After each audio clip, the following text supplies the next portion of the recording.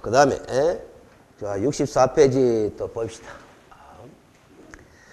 중개사무소 개설 등록의 효력 소멸과 무등록 중개업에서 이 5번의 내용이 한 4페이지에 걸쳐서 있어요. 67페이지까지. 알겠어요? 이 부분에서는 1차적으로 이걸 좀 알고 넘어가야 돼요. 지금 이 영업행위가 무등록 중개업이 맞나 안 맞나를 판단할 수 있는 능력을 기르면 되는 거라. 알겠어요? 근데 그걸 이제 자꾸 경험치계에서 무등록 중개업이다 아니다 이렇게 판단하려고 생각하지 말고 법리적으로 좀 이해를 하래요. 법리적으로. 시험은 법을 물어보니까. 그래서. 근데 우리가 간단해요. 무등록 중개업이냐 아니냐 하는 거는 일단은 등록 안 한 상태라야 돼. 그 다음 두 번째는 뭐를 했어야 된다. 중개업을 했어야 되는 거라. 그럼 우리가 지난번에 용어 정의 공부할 때 중개하는 두 글자와 중개업 세 글자는 같은 말 다른 말 다른 말 이걸 인식하라 그랬잖아요. 이 중개를 업으로 해야 중개업이 되는 거지. 중개를 했다 하더라도 업에 이르지 않으면 그건 업이 아니야. 중개업이 아니야. 그러면 무등록 중개와 무등록 중개업은 구별되는 거거든요. 알겠어요? 그럼 지금 우리가 공부하고자 하는 거는 무등록 중개업이냐 아니냐를 알아야 된다 이 말이에요. 그럼 등록했나 안 했나 하는 걸 우리가 판단하기 쉬워. 근데 이 사람이 중개업을 했나 안 했나 하는 걸 판단하기가 어렵다라는. 근데 그건 이미 공부했죠. 용어 정의하면서. 다른 사람의 의뢰하여 일정한 보수를 받고 중개를 업으로 해야 중개업이 된다. 그 업으로 한다 하는 말은 불특정 다수를 상대로 계속적 반복적으로 수행해야 뭐 업이다. 그렇게 이야기를 한 거잖아요. 그런 요건들이 갖추어져야 무등록 중개업이 되는 거라. 자, 그러면 제가 이제 민법적 표현을 빌려가지고 공부하는데 좀 도움이 되도록 활용하자면은 무등록 중개업의 유형이 두 가지가 나와요. 알겠어요? 이제 민법적 표현이라는 게 민법에서 우리가 원시적 불능, 후발적 불능 이런 용어를 쓰거든. 그러면 원시적 무등록 중개업이 있을 거고 후발적 무등록 중개업이 있을 거다라는 소리입니다. 알겠습니까? 그건 무슨 소리냐? 이거 쉬워요. 잘 들어요? 애시당초 등록했다 안 했다? 안 했다 이 말이지. 알겠어요? 아까 절차 봤죠? 애시당초 그런 절차를 밟지도 않고 뭐 했다? 중개업을 하면 원시적 무등록 중개업이다. 알겠어요? 그러면 등록 신청만 한 상태에서 아직 등록처분 안 받았어. 신청만 했지. 신청만 한 단계에서 중개업을 시작해요. 무슨 중개업이다? 원시적 무등록 중개업이지. 그것도. 알겠습니까? 그럼 후발적 무등록 중개업은 뭐냐? 등록했었어. 등록했는데 여차저차한 사유로 등록의 효력이 우회되푼다. 소멸되는 경우가 있어요. 그럼 등록의 효력이 소멸되면 무등록 상태로 들어가는 거 아닙니까? 중개업 한다 뭐 한다? 뭐 하는데 하면은 그게 바로 뭐다? 후발적 무등록 중개업이 되는 거야. 그러면 후발적 무등록 중개업이냐 아니냐를 판단하는 거는 등록의 효력이 소멸되는 원인, 사유들을 알면 되는 거라. 알겠어요? 그래서 우리 지금 양갈로 1번 봐봐요. 중개사무소 개설 등록의 효력 소멸이 나왔는데 방갈로 1번의 제목에 사망 또는 해산이라고 되어 있잖아. 사망 동그라미, 해산 동그라미. 그래서 공인중개사인 개업 공인중개사나 부칙 제6조 2항에 따른 개업 공인중개사가 사망하든지 법인인 개업 공인중개사가 해산하면은 뭐다? 등록의 효력은 소멸된다라는 소리입니다. 알겠어요? 이거는 지난번에 우리가 대인적 등록이다 이런 말을 했어요. 일신전속적 성격을 띤 등록이다 이런 말을 했어요.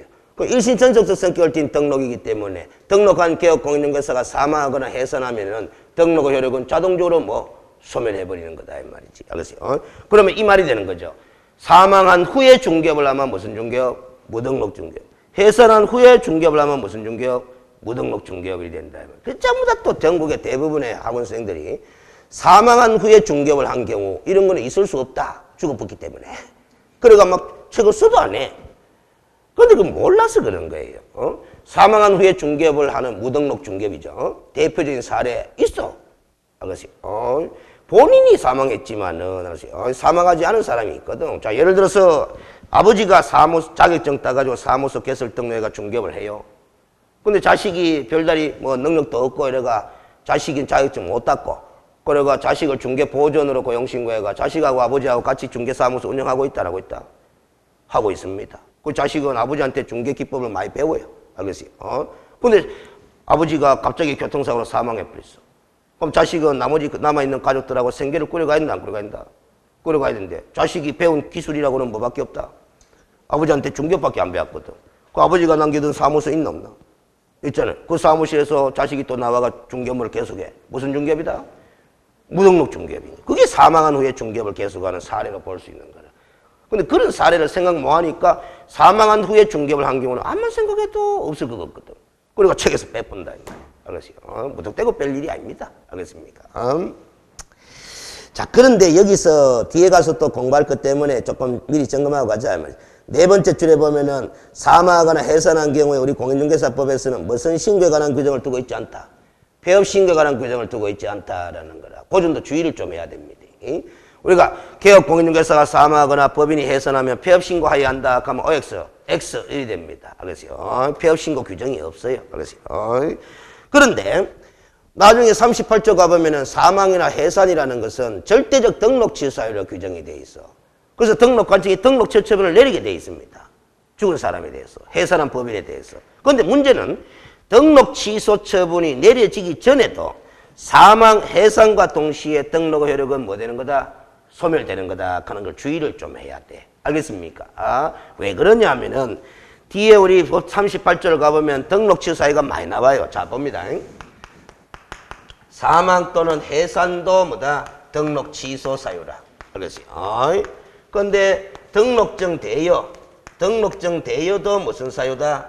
등록 취소 사유로 되어 있어요. 자, 그러면 이걸 원인으로 등록 취소처분 내리면은 사망 해산 시점에 등록 효력이 뭐 해버린다? 소멸해버리지만은 이걸 원인으로 등록 취소처분 내리면은 등록 취소 시점에 등록 효력이 소멸되는 거라. 알겠습니까?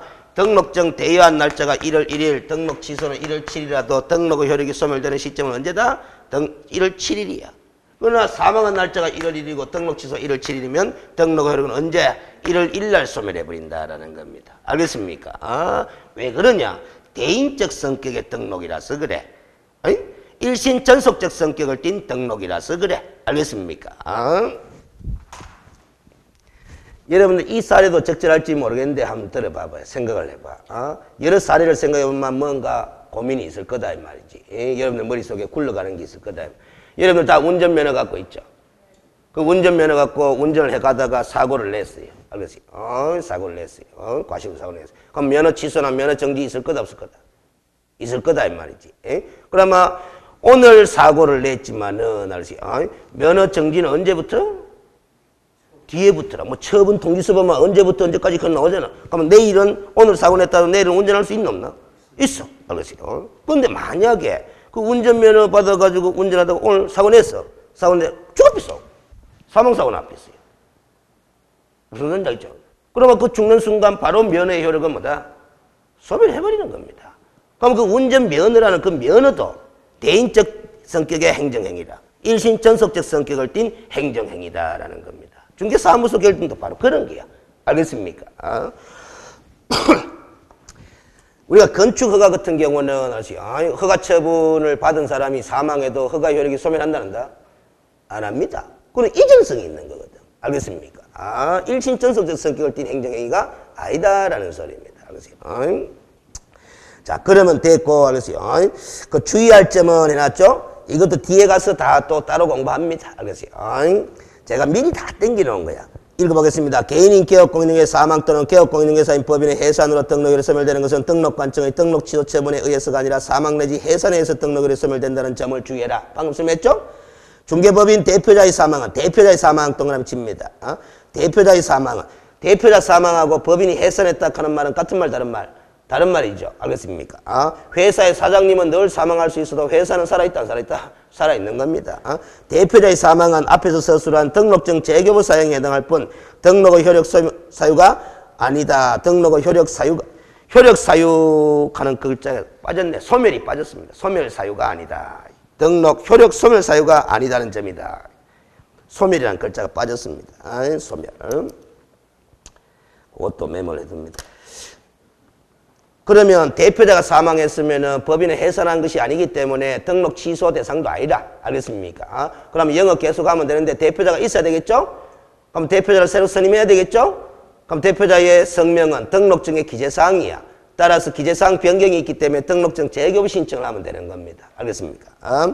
또한 법인이 개업 공인중개사가 해산하여 등록이 취소된 경우는 그 법인의 대표자이었던 자가 등록 취소를 받는 날부터 7일 이내에 등록증을 만다 반납 동그라미 칩니다. 그러면 해산을 하게 되면은 대표자였던 자가 등록증을 취소 처분받은 날로부터 7일 내에 뭐 하게 돼 있다? 반납하게 돼 있습니다. 알겠어요? 그런데 문제가 있어요. 개인인 개업공인중개사가 사망하여 등록이 취소된 경우는 등록증 반납에 관한 규정이 있다 없다? 없다는 점을 주의해라 라는 소리라. 알겠어요?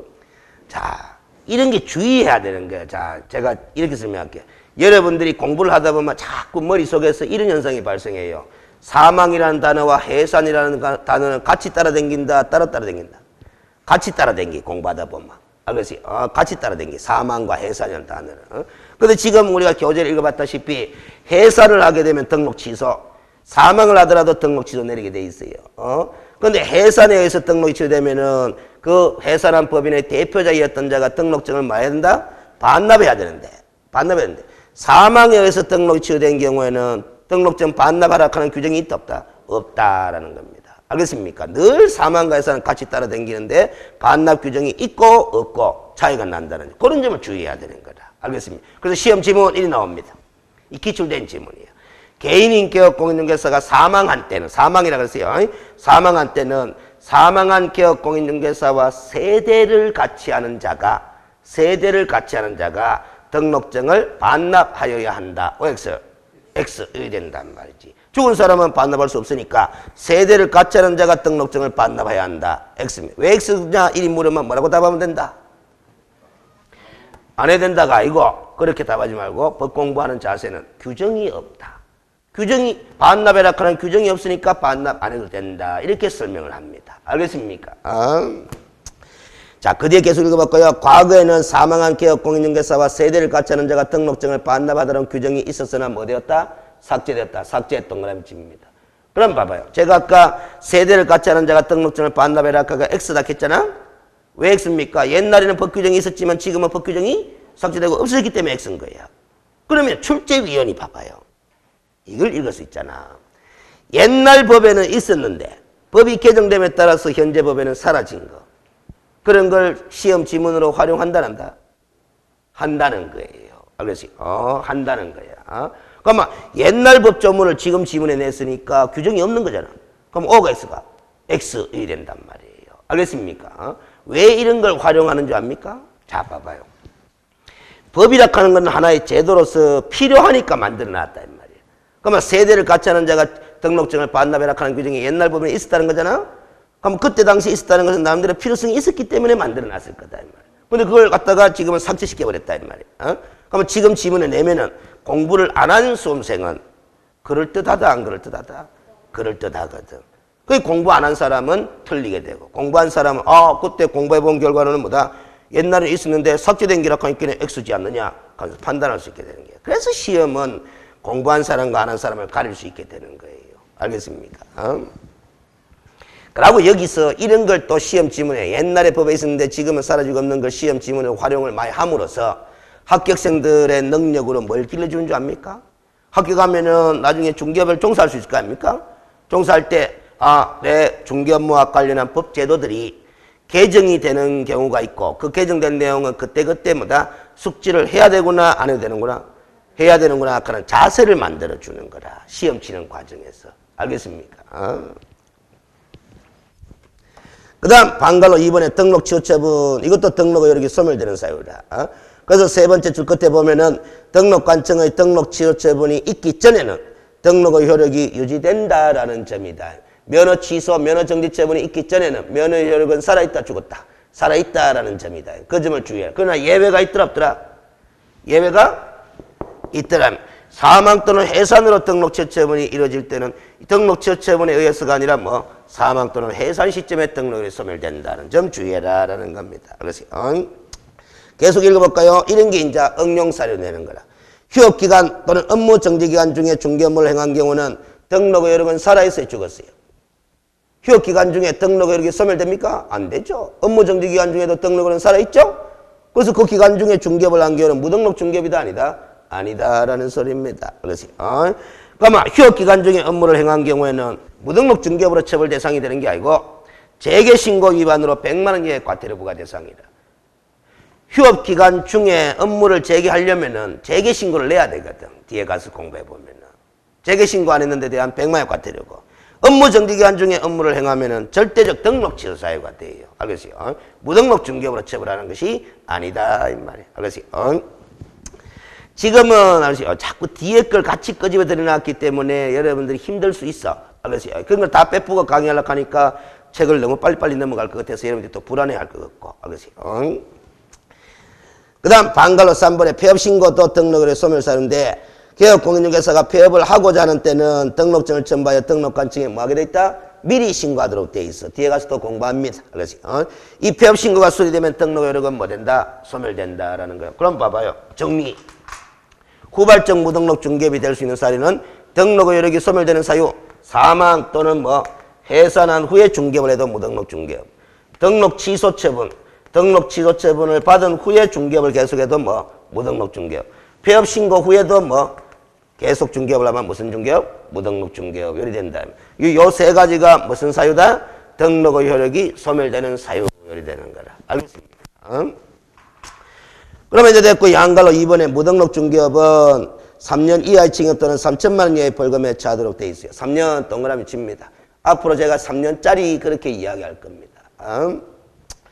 근데 등록한 상태가 아니기 때문에 등록 취소 처분이나 업무 정지 처분 같은 행정 처분의 대상은 된다 안 된다? 안 된다. 무면허 운전자한테 면허 취소, 면허 정지 처분 가능해요? 불가능하지. 마찬가지 논리다 이 말이에요. 그래서 표로 만들어 놨습니다. 표. 원시적 무등록 중개업, 후발적 무등록 중개업에가 아래로 잘 보시면 다 이제 눈에 들어온다 안 들어온다 표가 눈에 들어오죠. 그런 기다 말이에요. 이 자꾸 표를 가지고 공부를 하시는 분들은 무슨 능력이 떨어진다? 이해 능력도 떨어지지만은 무슨 능력이 떨어지냐면 읽기 능력이 떨어져요. 문장력이 떨어진다. 문장력이. 아무래도 표는 단어 위주로 만들어 놨을 거 아닙니까? 그렇죠? 단어 위주로만 자꾸 보기 때문에 뭐 문장력이 떨어져요. 문장. 근데 시험 지문은 단어 위주로 나온다, 문장으로 나온다. 문장으로 나온다라는 게 알겠어요?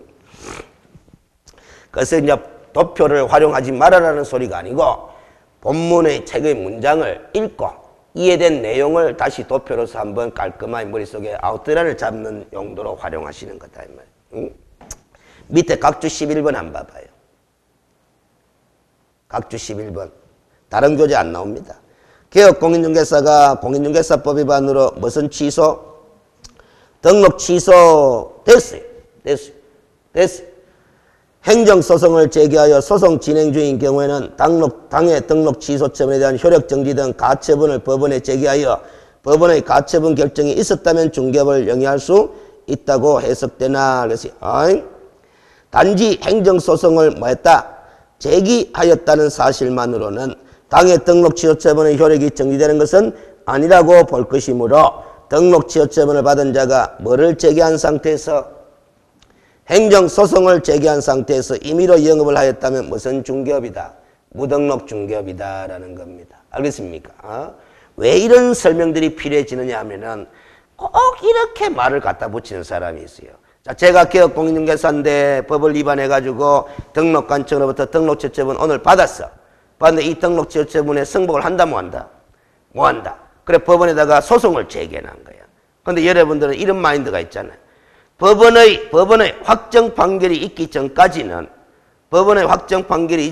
전까지는 내가 잘못이 인정되는 거다 안 되는 거다? 안 되는 거다. 이리 생각하는 마인드가 있어. 알겠습니까? 여러분들 무죄 추정의 원칙하는 말도 들어봤잖아. 그렇죠? 법원의 확정 판결이 있기 전까지는 나는 무죄다 이 소리거든. 근데 내가 법을 위반해가 등록취소 처분을 받았는데 법을 위반했다고 등록취소 처분 받았는데 그 등록취소 처분은 부당하다 해가지고 뭐 행정소송을 제기해놨어. 그래서 확정 판결이 아직 안 났어. 그래서 나는 중개업을 할 수 있다 없다? 있다라고 생각하고 중개업을 하다가 적발되면 무슨 중개업이 된다? 무등록 중개업이 된다라는 소리입니다. 알겠습니까? 등록 취소 처분을 받는 순간 등록의 효력은 왜 돼버린 거다? 소멸해버린 거다라는 거죠. 알겠습니까? 근데 그 앞부분에 등록 취소 처분에 대한 효력 정지 가처분이라는 말이 있잖아. 그러니까 등록관청이 내린 등록 취소 처분의 효력을 정지시켜달라고 일단 가처분 신청을 해가 법원이 가처분 결정을 내려줬다라면 등록 효력이 정지되기 때문에, 등록 취소 처분의 효력이 정지되기 때문에 중개업을 계속할 수 있겠지만은 그 가처분 결정도 없는데 소송만 제기한 상태에서 중개업을 하면 무슨 중개업이다? 무등록 중개업이다라는 거라. 알겠습니까? 이런 거 시험 문제 내겠어요? 못 내겠어요? 예? 낼라고 하면 시험 출제위원회는 상당히 부담스러운 거예요. 알겠어요? 낼 수는 있어요. 근데 부담스러워요. 수많은 수험생들이 알겠어요. 우리가 중개사 자격시험 공부하면서 행정소송의 어떤 효력도 공부해야 되나? 하면서 막 토를 다는 수험생들이 있어. 알겠습니까? 그 부담스럽게 생각을 해요. 알겠어요? 그러니까 그 부담스럽더라도 이런 걸 물어봐야지. 마음을 모으면은 내는데 출제위원 되시는 분들이 그렇게 크게 스스로 부담을 안 가지려고 한다 이 말이에요. 알겠어요? 그래도 이런 걸 딱 들어두면 등록의 효력이 소멸되는 원인에 대해서 우리가 좀 많은 생각을 할 수 있는 자료들이 되는 거야.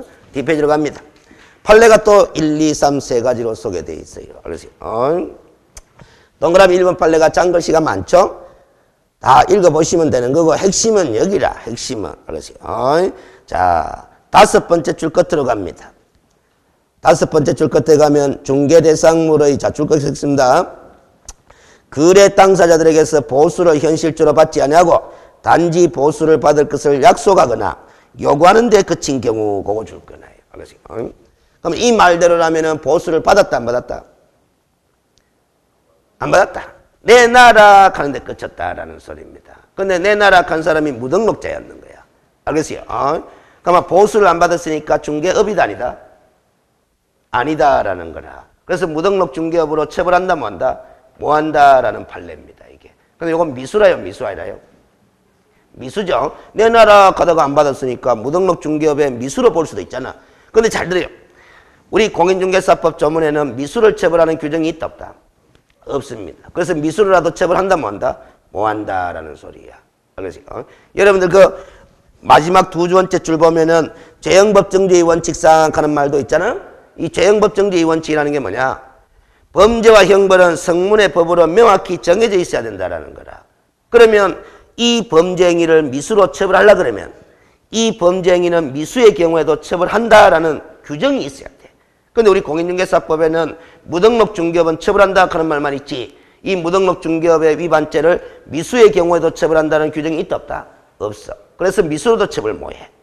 그러니까 이리저리 처벌 못하니까 무죄다. 집에 가라 하는 판례가 바로 1번 판례다라는 겁니다. 알겠습니까? 1번 판례는 결국 중개보수를 약속한 중개보수를 요구하는 데 그친 행위는 중개업이다 아니다? 아니다. 그래서 무등록 상태에서 했다 하더라도 무등록 중개업으로 처벌한다 뭐 한다? 뭐 한다. 그런 거기로 결론을 맺을 수 있는 거라.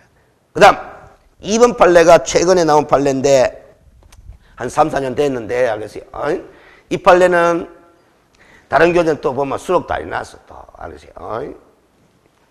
출제 가능성이 별로 떨어진다 생각하고 뭐다 안 실현한지 모르겠지만 자 봐봐요. 제가 무등록 중개업하는 사람입니다. 그럼 저는 형사처벌 대상입니까? 아닙니까?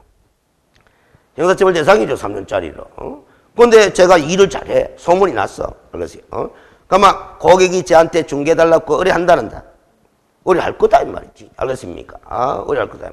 그러다가 제가 적발이 됐어요. 그럼 저는 무등록 중개업을 한 혐의로 처벌 대상이 될 수 있겠죠? 그럼 저한테 의뢰한 의뢰인은 공범 아이가 이 말이지. 공범. 응? 무등록 중개업 하는 사람이다 하는 걸 알고 있다 모르고 있다? 알고 있다 이 말이지. 알겠어요? 그러면 무등록 중개업하는 사람한테 중개 의뢰하는 행위, 그 의뢰한 행위를 한 의뢰인도 무등록 중개업의 공범으로 처벌할 수 있느냐 없느냐? 없다라는 겁니다. 이 판례는. 알겠습니까? 왜 없느냐? 그 이유를 여쭤놨어. 자, 봐요. 중개 행위를 한다는 것과 중개 의뢰하는 행위는 같은 행위다, 다른 행위다. 다른 행위다라는 거야. 그래서 우리 공인중개사법에는 알겠어요? 중개 의뢰하는 행위 그 자체를 처벌하는 규정이 있다 없다? 없다라는 겁니다. 그래서 무등록 중개업의 공범으로도 처벌한다 뭐 한다? 뭐 한다라는 거예요. 그게 마지막에 한번 봐봐요. 2번 판례 밑에서 네 번째 줄 봐봐요.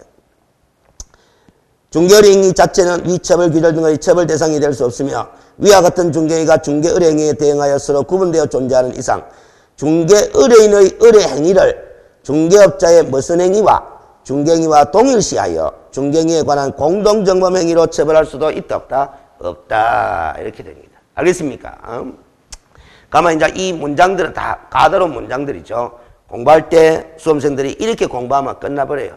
우리 공인중개사법은 무등록 중개받는 사람을 형사처벌하는데 그 무등록 중개받는 사람한테 의뢰한 의뢰인의 의뢰행위는 처벌 대상이다. 아니다. 이렇게 결론 맺어보면 되는 거라. 알겠어요? 왜 아니다? 우리는 끝까지 중개 행위와 중개 의뢰한 행위는 구별되는 행위다. 이 말이야. 알겠습니까? 그 다음 동그라미 3번 봐봐요. 공인중개사가 아닌 피해자의 중개업은 관련해 제가 무등록 중개업이라고 적어놨어. 무등록 중개업은 공인중개사법에 의해 금지된 행위로서 형사처벌의 대상이 되는 범죄행위에 해당하는 것으로서 사회통념상 도저히 용인될 수 없는 정도로 반사회성을 띠는 경우에 해당하여 자, 줄 거예요. 업무방해죄의 보호 대상이 되는 업무라고 볼 수 없다. 그거 줄 것입니다. 이것도 무슨 의미의 판례냐? 자, 제가 무등록 중개받는 사람입니다. 알겠어요? 무등록 중개받는 사람인데 돈을 잘 벌어. 중개업을 워낙 잘해가. 근데 정상적으로 등록한 개업 공인중개사 있죠? 배 아프다, 배 안 아프다? 배 아프다. 그래서 제가 중개 업무를, 무등록 중개업 하는 사람이 중개 업무 수행할 때 방해를 해. 방해. 중개 못 하도록. 무슨 말이죠? 그럼 여러분들 상식적으로도 많이 들어봤겠지만 업무 방해죄 하는 게 있나 없나? 있잖아. 그럼 내가 무등록 중개하는 사람이 업무 방해를 받았나 안 받았나? 받았어. 그러면 업무를 방해한 사람을 상대로 업무 방해죄로 고소해가 처벌할 수 있을까 없을까? 없다라는 겁니다. 왜?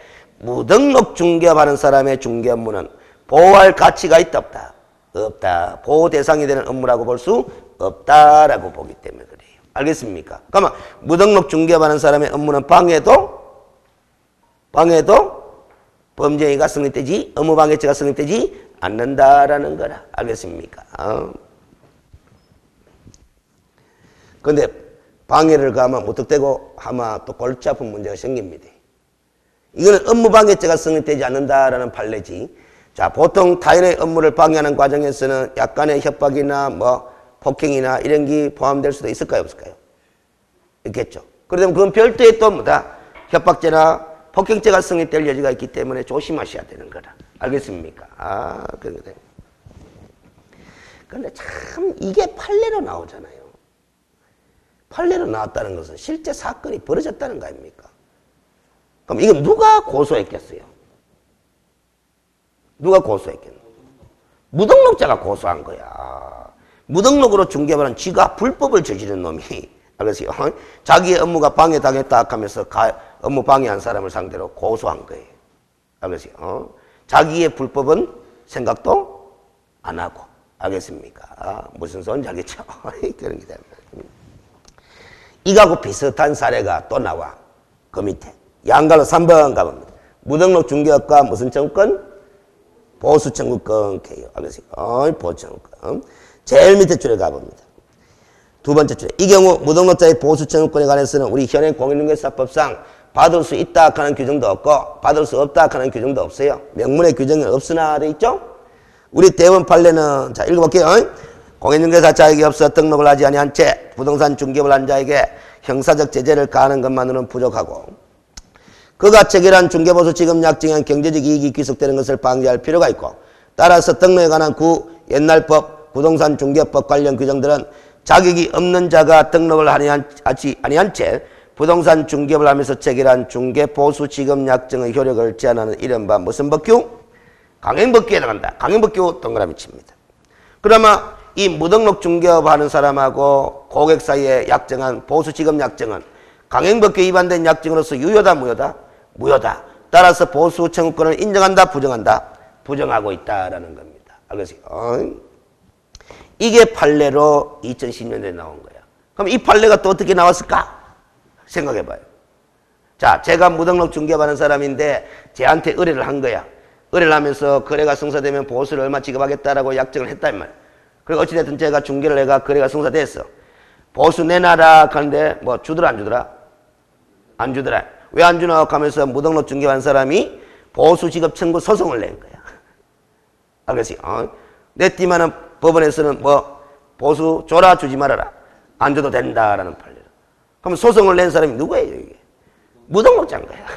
자기의 불법은 생각을 안 하고 자기 욕심만 챙기려고 소송 거는 거잖아요. 세상에 이런 사람 많아. 알겠습니까? 그런데 문제가 있어요. 계속 읽어봅니다.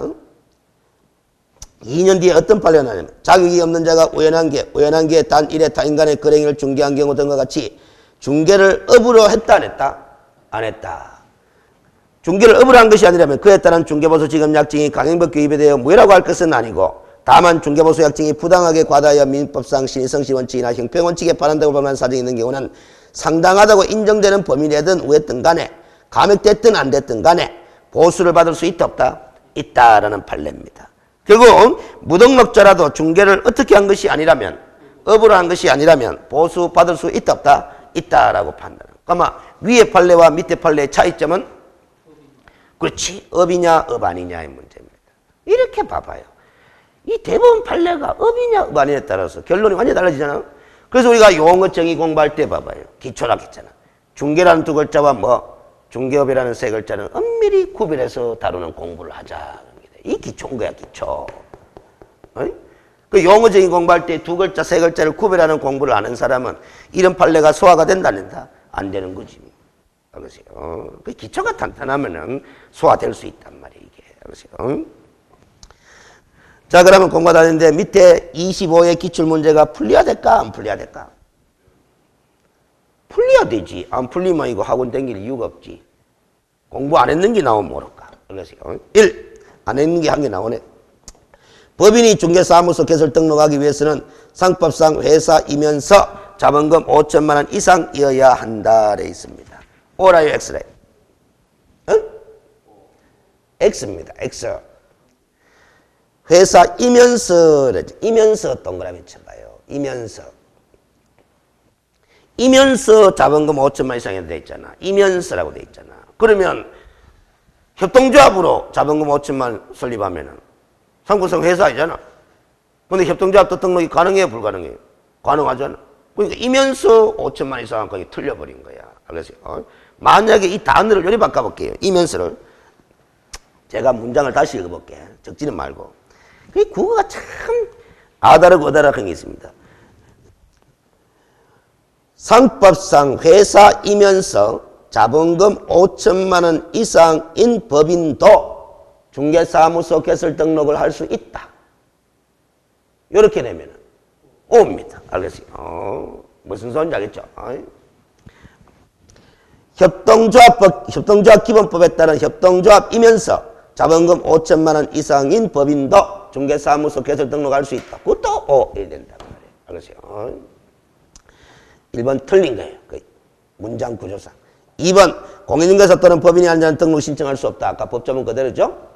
3번 개업 공인중개사는 다른 개업 공인중개사의 소속 공인중개사 중개보조원이 될 수 없다. 이건 아직 공부 안 했는데 다른 들어봤어. 이렇게 만약에 되면 이중소속이야. 우리 법은 이중소속을 금지한다는 거죠. 그래서 없다가 맞는 거예요. 알겠어요?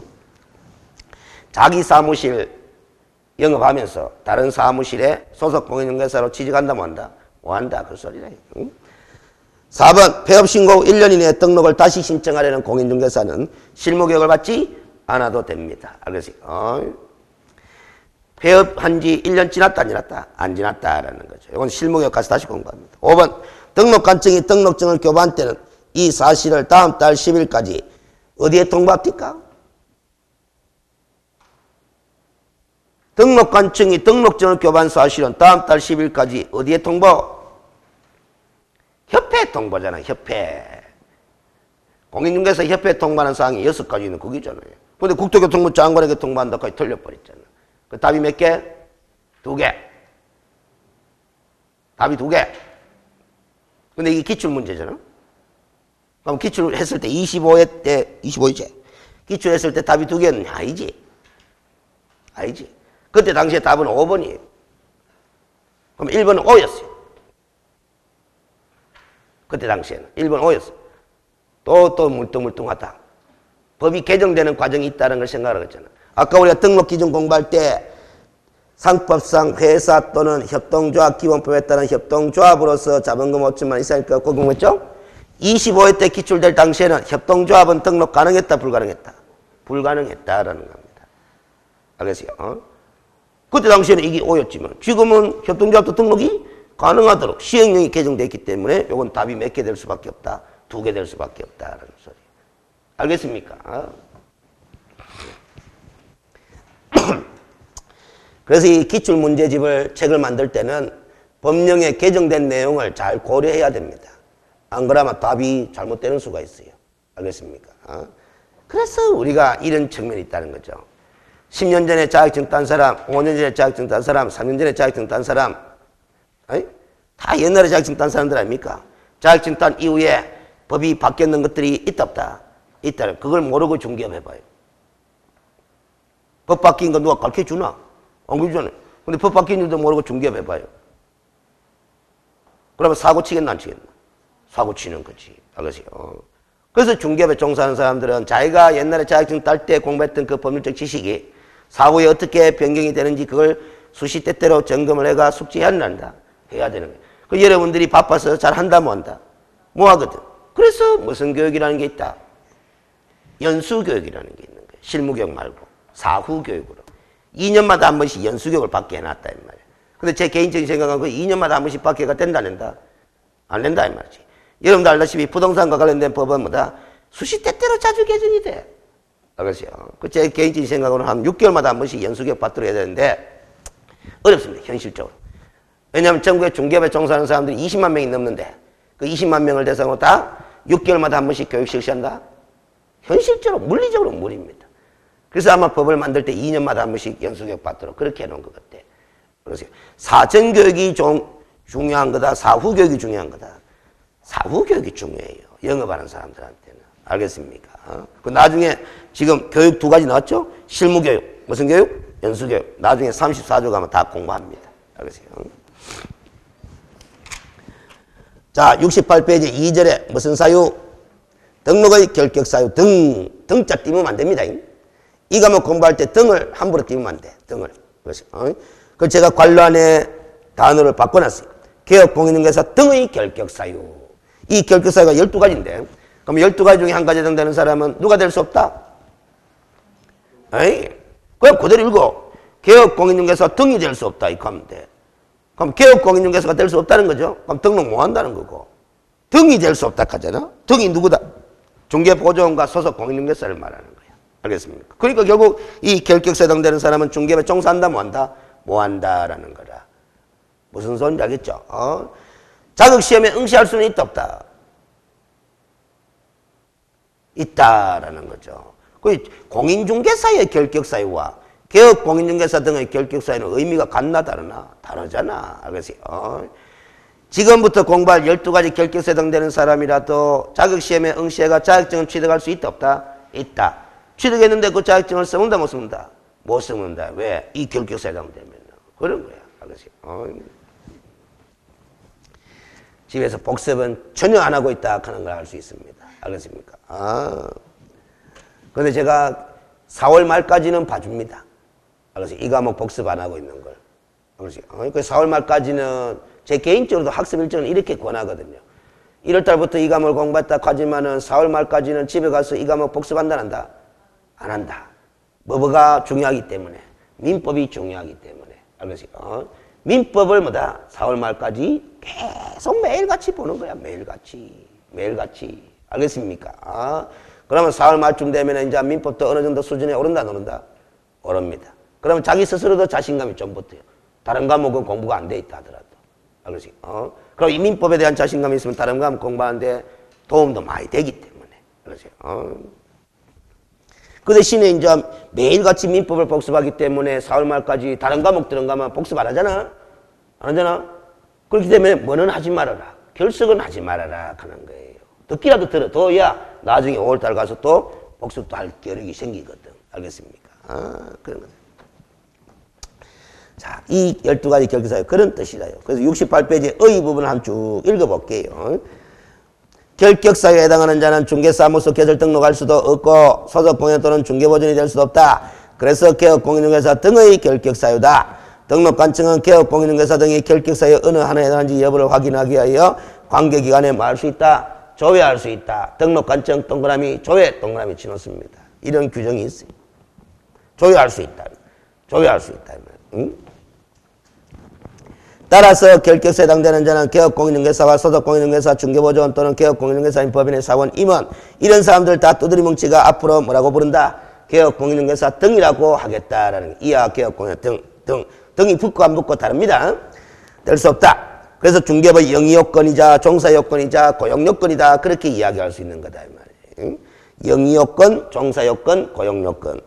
그리고 영업 중인 개업공인중개사가 결격사에 해당하면 원칙적으로 절대적 등록치사에 해당한다. 그러나 고용인이 소속공인 또는 중개보조원이 결격사에 해당하면 그를 고용한 개업공인중개사는 사유 발생일로부터 2월 이내에 그 사유를 해소하지 않는 한 업무정지사에 해당하며 개업공인중개사인 법인의 사원 또는 임원이 결격사에 해당하면 그 사유 발생일로부터 2월 이내에 그 사유를 해소하지 않는 한 절대적 등록치사에 해당한다. 따라서 법인인 개업공인중개사의 경우 사원 또는 임원인 자와 사원 또는 임원이 아닌 자를 구별하여야 한다. 상당히 어려운 내용이죠. 이걸 대부분의 교재에서는 요 파트에 설명 안 합니다. 요 파트에 설명 안 해요. 알겠어요? 저 뒷부분에 설명해 놓는데 결국에는 시험장에 들어가기 전에는 이 결격사유 공부하면서 같이 떠올라져야 돼. 그래서 저는 앞에 새겨놨는데 자, 칠판 봅니다.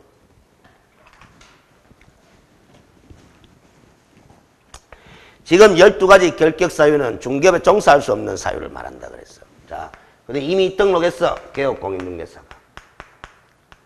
개업공인중개사가 등록했어. 영업합니다. 영업합니다. 영업 도중에 무슨 사유에 해당됐다? 이 결격사유에 해당됩니다. 그래서 해당됩니다. 해당되면은 뒤에 보면은 절대적 등록 취소로 되어 있어요. 등록을 반드시 뭐 하게 돼 있다?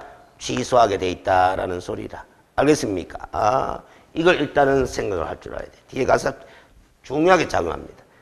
개업공인중개사가 영업하다가 무슨 사유에 해당하면 뒤늦게 결격사유에 해당돼요. 뒤늦게. 처음에는 결격사유에 해당되지 않았으니까 등록했겠지. 절대적 등록 취소입니다. 그래서 자, 그런데 이 복잡하게 뭐 사원 또는 임원이 나오는 이유가 뭐냐면은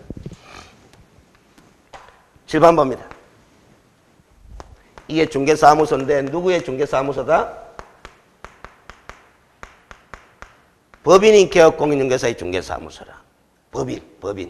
알겠어요? 그 법인은 행위수단이 있다 그랬죠? 누구를 통해서 행위한다? 집행기관. 임원이라는 사람이 꼭 있다 안 그랬습니까? 임원이라는 사람이. 알겠습니까? 이 임원의 단어는 뭐하고 같은 말? 사원하고 같은 말이다 이 말이야. 알겠어요? 근데 DE도 있다 없다?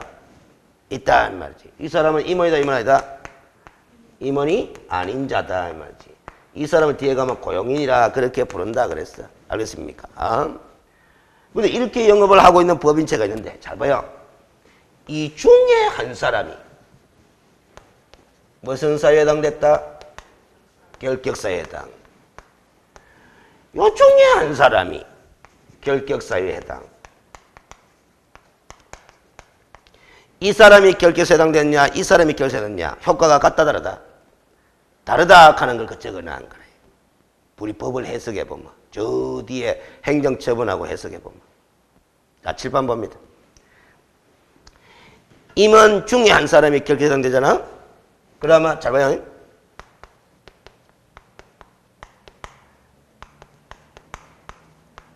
누가 결격사유?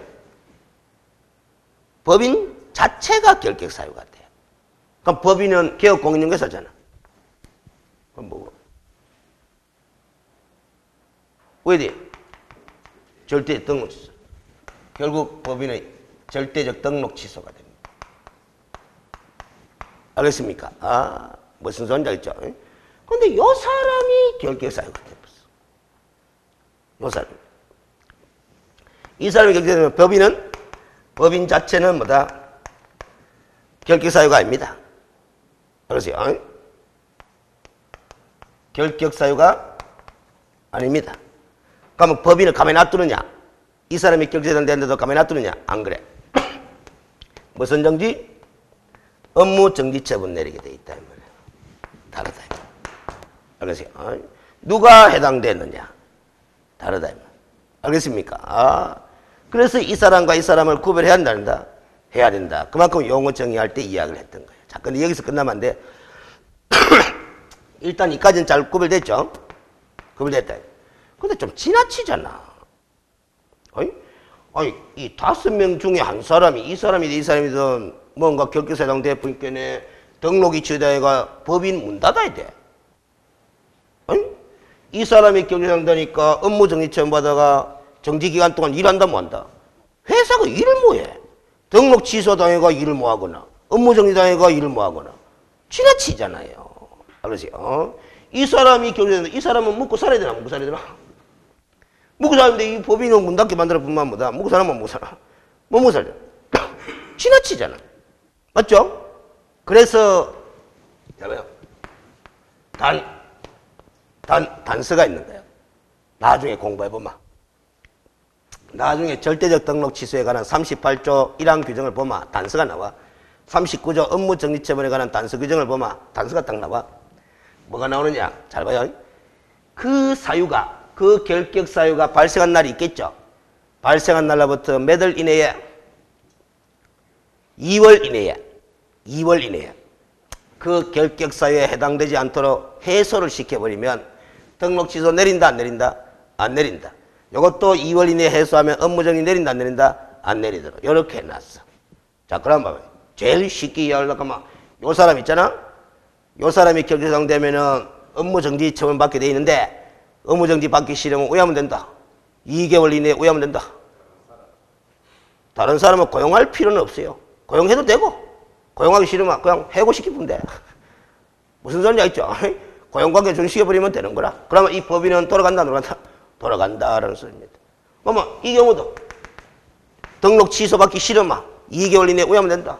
이 임원을 개임한다 그러죠. 개임. 알겠죠? 다른 사람으로 개임한다 그러죠. 알겠어요? 그러면 되는 거야. 근데 이거는 왜 고용관계를 종료시키면 안 되고 개임을 하느냐? 상법상 회사나 협동조합이잖아. 법에 따르면 상법에 따르면은 임원의 최소 숫자라는 게 있다 없다? 있다. 그 최소 숫자에 미달되도록 하면 안 되거든. 그러니까 이 최소 숫자를 만들어 놨다면은 C 대신에 뭐다 F를 다른 사람으로 끼가 넣는다 안 끼는다? 넣으면은 2월 이내 그렇게 하면 등록 취소 내린다 안 내린다? 안 내린다 이런 나온 거야. 알겠습니까? 아, 근데 여기 중요합니다. 다르다는 거. 절대적 등록 취소가 요거는 뭐고? 업무 정지다라는 점. 신분이 다르기 때문에 그런 결과가 나타나는 거라. 알겠습니까? 이것도 학교 간 사람들 모아놓고 물어보면 또 잘 몰라. 알겠습니까? 아, 무슨 소리? 학교 간 사람이 100% 알고 학교 갈까? 모르는 부분도 많을까? 모르는 데 많죠. 이런 걸 저도 잘 몰라요. 그런데 이걸 모르고도 합격했잖아? 제가 볼 때는 이게 중요한 거거든. 법인인 개업공인중개사를 운영하는 경영자 입장에서는 상당히 중요한 포인트다 이 말이에요. 근데 이런 걸 시험 문제에 뭐다? 자기가 시험 칠 때 해필이면 안 물어보이고 막 다행인 거지. 알겠습니까? 아, 그러니까 참 이것도 복인 거예요. 뭐냐면은 내가 공부하다 보면은 이 부분은 참 이해가 안 되고 외워지지도 않는데 선생은 되게 중요하다 한다 안 중요하다 한다? 중요하다 캐. 난감하잖아요. 불안하잖아요. 그런데 시험장에 들어갔는데 해필이면 거기 나왔다 안 나왔다? 안 나왔다. 그럼 복 터진 거지 뭐. 알겠어요. 무슨 소리냐 있죠. 그래서 이 운이 따라줘야 돼. 알겠어요. 자, 그렇게 이해를 하시면 됩니다. 그래서 69페이지 알겠어요. 69페이지 보충학습은 지금 공부 안 하겠습니다. 다음 파스 때 공부를 해야 돼. 자, 2번에 결격사의 구체적 내용이라고 돼 있죠? 1번부터 쭉 나옵니다. 몇 번까지 나온다 그랬어요? 12번까지 12가지를 공부를 해야 돼. 알겠어요? 근데 1번 미성년자의 번호에 뭐라고 했노? 1번 미성년자가 번호 1번에다가 어떻게 돼 있어요? 새까맣게 돼 있잖아. 새까맣게. 맞죠? 뒤로 넘기면서 봐봐요. 73페이지까지 가봐요. 73페이지 가보면 7번이 나오는데 7번도 뭐? 새까맣게. 8번도 뭐? 새까맣게. 9번도 뭐? 새까맣게. 10번도 뭐? 새까맣게. 11번, 12번은 안 새까매요. 그러면 12가지 번호 중에서 몇 번만 새까맣게 해놨다? 1, 7, 8, 9, 10번만. 자, 그럼 내가 물어볼게. 잘 들어봐봐요. 결격사유가 총 몇 가지인데? 12가지. 그럼 1, 7, 8, 9, 10번도 결격사유 맞다, 맞다? 맞지? 자, 봐요. 개업공인중개사가 영업하다가 어디에다 가면? 결격사유가 몇 가지고? 총 12가지. 1, 7, 8, 9, 10번도 있겠지. 이것도 있겠지. 있겠지. 결격사 해당되면 왜 되노? 자, 절대 등록 취소를 했잖아. 근데 1, 7, 8, 9, 10번을 새까맣게 지났잖아. 칠해놓은 이유가 잘 봐요. 개업공인중개사가 영업 도중에 1번에 해당됐어. 절대적 등록 취소다 아니다? 아니거든. 영업 도중에 7번에 해당됐어. 절대적 등록 취소도 아니다? 아니거든. 8번에 해당됐어. 아니거든. 무슨 말인지 아세요? 자, 그러면 봐봐요. 1, 7, 8, 9, 10번 그 자체도 결격사유에 맞잖아. 자, 그러면은 말을 이렇게 다듬으면 돼요. 개업공인중개사가 영업하다가 무슨 사유에 해당되마? 결격사유에 해당되면은 절대적 등록 취소 맞다. 다만 12가지 결격사유 중에 몇 번? 1, 7, 8, 9, 10번의 결격사유로 등록이 취소되지는 않는다. 이렇게 정리하면 돼. 알겠어요? 1, 7, 8, 9, 10번의 결격사유로는 등록이 취소되지 않는다라는 거야. 왜 그러냐? 그걸 외우려고 따로 들 필요 없어. 내용이 그래. 내용이. 1번이 미성년자잖아. 이것만 하고 쉬었다 갑시다. 응? 개업공인중개사가 영업 도중에 어디에 해당됐다? 결격사유 맞잖아. 등록 취소? 말이 안 돼. 회춘은 뭐하노? 이 개업공인중개사가 영업하고 있잖아. 성녀이가 미성녀이가? 성녀이지. 등록할 때 미성년자가 등록이 되나 안 되는데. 그렇잖아요. 이미 등록된 성년자인데 영업하다가 거꾸로 나이가 회춘이 되는 게 어딨노? 그러세요. 무슨 이야기 있죠? 내용적으로 그래, 내용적으로. 근데 미성년자 그 자체는 무슨 사유 맞다? 결격사유 맞다. 무슨 말인지 알죠? 요 7번이 뭔지 압니까? 7번 놔두고 요거는 아주 공부도 해야 돼. 8번 요거 돼. 자, 7번 봐요. 지금 그게 중요한 게 아니라 8번은 이게 나와. 등록이 취소된 후 3년이 경과되지 아니한 자 하는 게 나와. 에이? 그럼 요거는 결격사유 맞거든? 이 말 뜻은 등록 취소되면 몇 년 동안 일 못한다. 3년 일 못한다 그 소리야. 알겠어요? 근데 봐봐요. 개업공인중개사로 영업하다가 등록 취소됐어. 그 요 사유에 해당됐어. 그럼 결격사유 맞나? 맞죠? 등록 취소. 이미 등록 취소됐는데 뭘 또 등록 취소할 게 있나? 무슨 말인지 알겠어요? 그런 게야. 이거 외우는 게 아니야. 내용적으로 보면 절대적 등록 취소 대상이 될 수가 없는 케이스들이야. 요 7번 설명해줄까? 지금 보지 말아요. 책을. 이게 자격정지기간 중에 있는 자거든. 자격정지기간 중에는 무슨 사유다? 결격사유로 돼 있어. 자, 근데 이걸 아직 공부 안 했는데 이 자격정지처분이라는 거는 누구한테만 내리는 거다? 소속 공인중개사한테만 내리는 거야. 우리 법이 보면. 알겠어요? 이 사람한테는 자격정지처분 내린다 못 내린다? 못 내려. 알겠어요? 누구한테만? 소속 공인중개사한테 내려. 그러면 요 정지기간 중에 있다 하면 누가 정지기간 중에 있는 거고?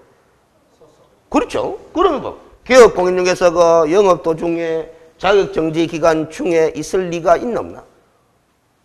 없어. 개업공인중개사는 자격정지처분 대상이 아닌데. 알겠습니까? 내용적으로 따져봐야 한단 말이야. 알겠어요? 그러니까 결국 우리가 처음에 이야기했던 개업공인중개사가 영업 도중에 결격사유에 해당되면 등록이 취소된다 하는 말은 1, 7, 8, 9, 10번 빼고 나머지 결격사유에 해당될 때 절대적 등록 취소한 거예요. 알겠습니까? 1, 7, 8, 9, 10번 빼고. 알겠습니까? 그래서 요즘 시험 출제위원이 이렇게 함부로 냈다가는 이신청 당합니다. 이거. 개업공인중개사가 영업하다가 무슨 사유에 해당되마? 결격사유에 해당되마 반드시 등록이 취소된다 하잖아? 맞을 수도 있고 뭐 틀릴 수도 있는 기라. 알겠습니까? 이 1, 7, 8, 9, 10번 때문에. 알겠어요? 그러면 이걸 이 신청을 없애려고 하면 어떻게 단 하나만 집어넣으면 돼. 잡아요? 개업공인중개사가 영업 도중에 결격사유에 해당되면 요 앞에다 원칙적으로 등록이 취소된다. 이 하면 뭐 이 신청 해봤자 헛일이야. 원칙적으로는 등록 취소돼. 그러나 예외적으로 등록 취소되지 않는 결격사유가 있다 없다? 있다. 1, 7, 8, 9, 10번이거든. 알겠습니까? 그걸 보충학습에 제가 적어 놓은 거라. 알겠습니까? 근데 요것도 중개사 시험 학교 간 사람들 10명 모아놓으면 9명 정도는 아무도 몰라. 알겠어요? 근데 요거는 시험에 잘 활용됩니다. 잘 활용돼. 알겠어요? 일단 시퍼렇게 번호를 칠해놓은 의미를 설명했죠. 일단 그 정도로 해놔놓고 지금 이 타이밍에서는 1번부터 12번까지 결격사유 종류들을 인식하는 게 더 급선무라. 12가지에 대한 인식이 있어야 1, 7, 8, 9, 10번의 예외적인 케이스도 정리하기가 쉬워지는 거야. 알겠습니까? 그래서 12가지는 이제 쉬었다가 다 정리를 합니다. 알겠어요? 쉬었다가 합니다.